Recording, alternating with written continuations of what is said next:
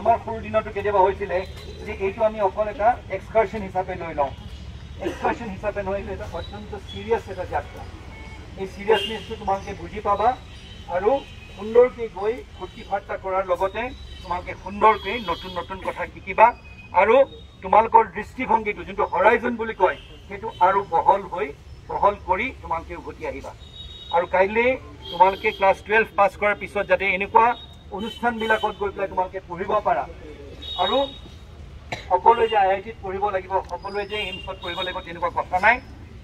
সপোনটো মনত ৰাখিবা। মই সকলোকে কওঁ এটা কথা, সপোন দেখিবলৈ নাপাহৰিবা আৰু জীৱনত যিয়ে তোমাৰ সপোন নাথাকক লাগিলে, অকল যে ডাক্তৰে হ'ব লাগিব, অকল যে ইঞ্জিনিয়াৰে হ'ব লাগিব, অকল যে প্ৰফেচাৰে হ'ব লাগিব, অকল যে শিক্ষকে হ'ব লাগিব তেনেকুৱা কথা নাই। বহুতো প্ৰফেশ্যন আছে আৰু এই বাহিৰলৈ ওলাই গ'লে IITতে তোমালোকে বিশেষকৈ দিবা। চব ইঞ্জিনিয়াৰ কিন্তু নহয়, তাত ইকনমিক্স পঢ়া মানুহ আছে, IITত তাত ডিজাইন কৰাও মানুহ আছে, যেনে ইণ্ডিয়ান ইনষ্টিটিউট অফ ডিজাইন আছে। সেই মানুহজনে অকল ডিজাইনিং কৰি ভাল পায়, তেওঁ ইঞ্জিনিয়াৰ কিন্তু নহয়।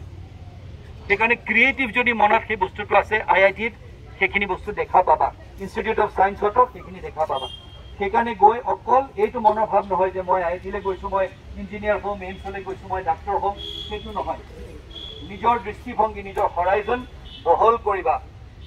আজি ভাৰতবৰ্ষত আমাৰ কি ধৰণৰ নতুন